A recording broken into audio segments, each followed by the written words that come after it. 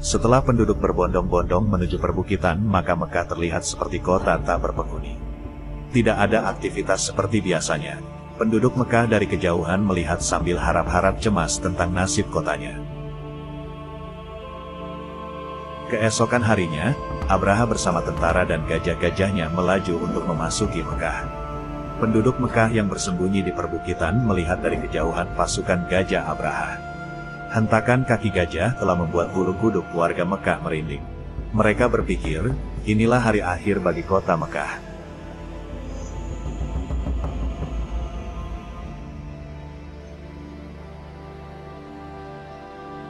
Raja Abraha dan pasukan gajahnya mulai bergerak mendekati kota Mekah.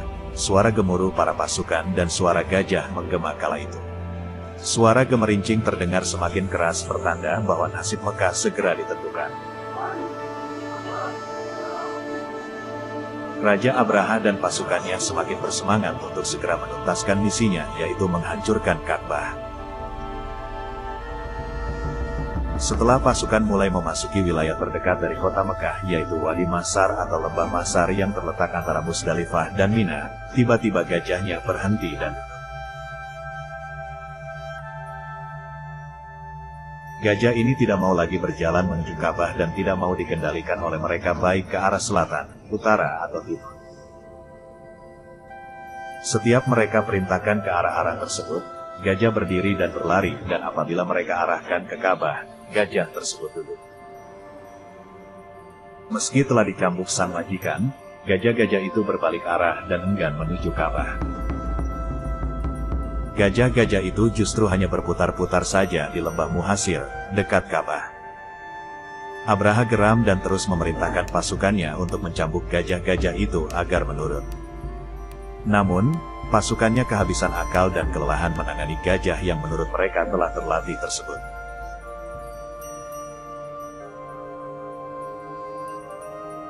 Tidak lama kemudian, tiba-tiba datang rombongan burung dari angkasa.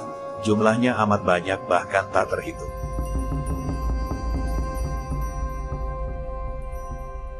Seketika saat itu juga suasana menjadi mencekam.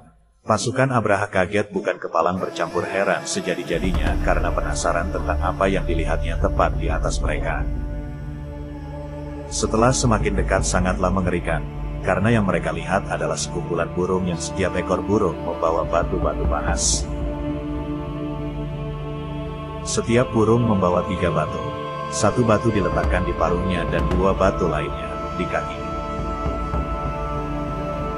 Tiba-tiba batu-batu membara tadi dijatuhkan burung-burung tersebut dengan menargetkan pasukan Abraha. Selain dijatuhkan, burung-burung itu pun melemparkan batu membara tersebut ke arah pasukan Abraha. Di antara paru-paru dan kaki ababil itu terdapat bara api yang sangat panas yang disebutkan berasal dari kerikil-kerikil neraka. Setiap burung membawa 3 batu. Batu-batu itu disebutkan sebesar kacang dan adas. Suara gemuruh dan teriakan kesakitan di mana-mana. Pasukan Abraha lari ke sana kemari untuk menghindar sehingga satu sama lain saling bertabrakan sehingga jatuh sementara hujan batu panas itu terus saja berjatuhan. Tidak ada pilihan lain bagi mereka selain pasrah tentang nasib yang menimpa mereka. Bahkan setiap yang terkena batu itu langsung binasa. Melihat kondisi itu, semakin panik dan bubarlah pasukan dan berlarian mencari tempat berlindung. Namun sayang, kondisi gurun yang alam terbuka tidak membantu mereka untuk berlindung dari pasukan burung ababil tersebut. Abraha al-Ashram sendiri melarikan diri sementara dagingnya hancur berkeping-keping dan meninggal dalam perjalanan kembali ke Yaman. Apakah kamu tidak memperhatikan bagaimana Tuhanmu telah bertindak terhadap tentara bergajah?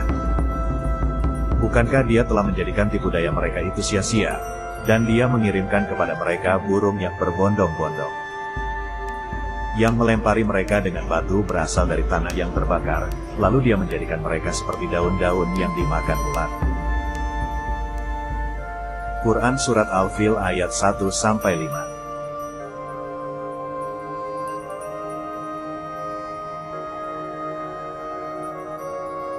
Orang-orang kafir itu membuat tipu daya, dan Allah membalas tipu daya mereka itu.